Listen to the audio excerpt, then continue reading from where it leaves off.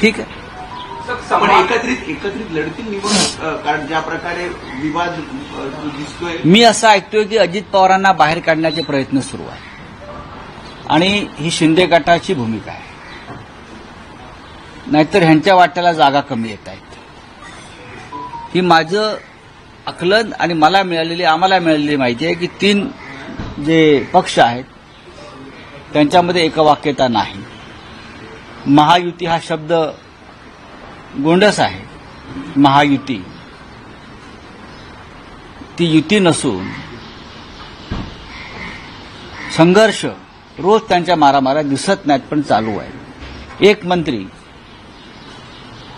आपल्या सहकारी पक्षाच्या नेत्याला मारण्याची भाषा करतो, थोबाड फोडण्याची भाषा करतो. म्हणजे प्रकरण किती टोकाला गेलेलं आहे आपण पाहू शकता. हे कशावरून चाललंय तर मुंबई गोवा महामार्ग हा स्वर्गात जाण्याचा मार्ग बनलेला आहे.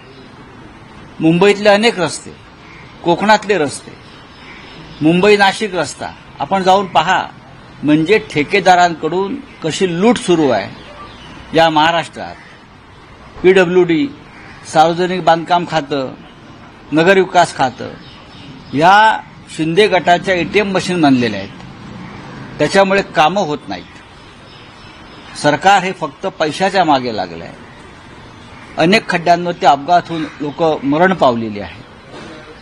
आणि ज्या मंत्र्यांविषयी शिंदे गटाच्या नेत्यानं सांगितलं त्या रस्त्याच्या बाबतीत ते सत्य तर आहेच, पण प्रकरण मारामारीपर्यंत गेलेलं आहे. जागा वाटपावरून मारामाऱ्या होणार आहेत त्यांच्या.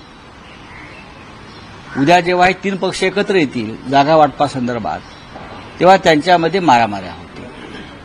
एकमेकाच्या जागा पाडल्या जातील.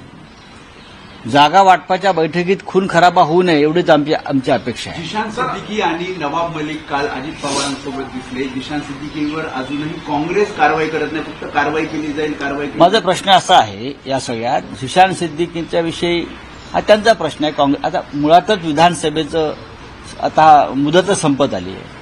पण नवाब मलिक ह्यांच्याविषयी म्हणाल तर त्यांच्यावर मुळात कारवाई सुडानच केली होती जशी आमच्यावर केली. नवाब मलिक हे फक्त देवेंद्र फडणवीस आणि काही लोकांवर सातत्यानं पुराव्यासह बोलत होते.